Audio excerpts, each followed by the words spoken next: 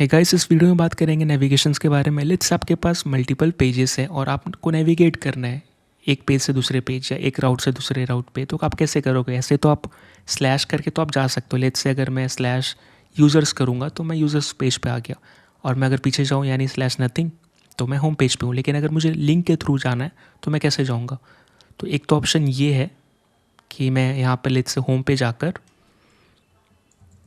यहाँ पे let's say मैं इसको H1 टैग में ऐड कर देता हूँ और एक लिंक क्रिएट करता हूँ। लेट्स से मैं एंकर टैग यूज़ कर रहा, सो एंकर टैग href/ यहाँ पे यूज़र्स। ठीक है,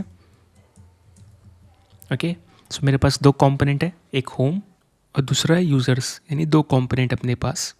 अब अगर मैं यहाँ पर यूज़र्स पे क्लिक करूँगा तो मैं होम से यूज़र्स पे चला गया, लेकिन इसके बीच में जो ट्रांजिशन हो रहा है उसमें आप देखोगे कि पेज रिफ़्रेश हो रहा है, यानी अपनी एप्लीकेशन रीस्टार्ट हो रही है।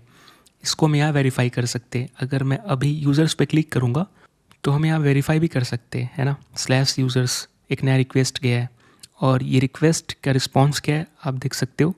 बिल्कुल हमारा एप्लीकेशन का सोर्स कोड है। अगर आप इसको कंट्रोल यू करोगे तो एग्जैक्टली आपको यही दिखेगा, यही चीज़ यहाँ पे रिटर्न में मिल रही है रिस्पॉन्स में। और जो रिस्पॉन्स में आ रही है वही चीज़ हमें स्क्रीन पे दिख रही है। आप देख सकते हो यहाँ पे bundle.js आ रहा हो, इसलिए आ रहा है क्योंकि users.js में यहाँ पे अटैच किया हुआ है।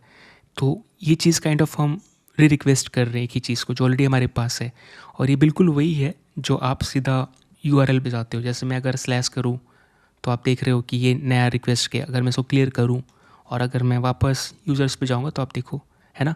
तो काइंड ऑफ आप पूरा एप्लीकेशन को लोड कर रहे हो, इसलिए हम एंकर टैग को यूज़ नहीं कर सकते। तो अगर हम ऐसा बिहेवियर नहीं चाहते तो हमें इंपोर्ट करना पड़ेगा something from React Router DOM, right. और वो समथिंग क्या है? हमारा लिंक कंपोनेंट, राइट। अब ये कंपोनेंट क्या करता है? सिंपली यहाँ पे देख सकते हैं। सो ये कंपोनेंट एट द एंड आप अगर देखोगे तो एंकर टैग ही रेंडर करेगा या एंकर एलिमेंट ही। देख लेते हैं। लेट्स से मैं यहाँ पे लिंक लिखता हूँ, ठीक है। इस लिंक पे हमें टू पास करना रहता है, यानी कहाँ पे जाओगे, लिंक टू क्या।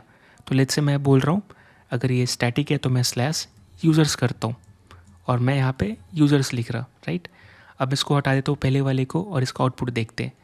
तो अगर मैं इसको इंस्पेक्ट करूँगा तो आप ये देखिए, अगर होम पे जाकर अगर मैं इसको इंस्पेक्ट करूँगा तो ये देखिए एट द एंड ये हमें क्या मिल रहा है? एंकर टैग मिल रहा है।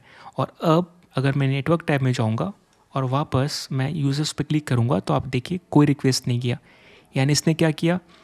एंकर टैग को तो रेंडर किया, राइट, हमने देखा। साथ ही साथ इसने जो ब्राउज़र का डिफ़ॉल्ट बिहेवियर है क्लिक के रिगार्डिंग, राइट, जब आप किसी चीज़ पे क्लिक करते हो तो एक नया पेज रिक्वेस्ट करता है, राइट, जो जैसा कि अभी थोड़ी देर पहले हो रहा था। तो इसने उसको प्रिवेंट किया क्योंकि एट द एंड हम जो रिक्वेस्ट कर रहे हैं हमारे पास ऑलरेडी है, तो हम नया रिक्वेस्ट क्यों भेजेंगे बैकएंड को, राइट, ब्राउज़र से। और उसके बाद इसने चेक किया कि क्या जो राउट हम सर्च कर रहे हैं यहाँ पे, यानी जिसके लिए देख रहे हैं, वो क्या हमारे डेफिनेशन में है। ऑफ कोर्स है। मैं यहाँ पर app.js में जाऊँगा तो ये देखिए, राइट, यानी लिंक टैग ये 3 काम करता है और हमें जो बिहेवियर चाहिए हमें मिल भी रहा है और हमारा एप्लीकेशन भी रिस्टार्ट नहीं हो रहा है, यानी रीइनिशियलाइज। क्योंकि अगर एप्लीकेशन हर बार रीलोड होगा या रीइनिशियलाइज होगा तो पूरा का पूरा प्रोसेस रिपीट होता है, राइट। आपको पता है रिएक्ट कैसे बूटस्ट्रैप करता है ना। तो इसीलिए हमने लिंक यूज़ किया है और आप देख सकते हो कि हमें सेम बिहेवियर मिल रहा है, राइट।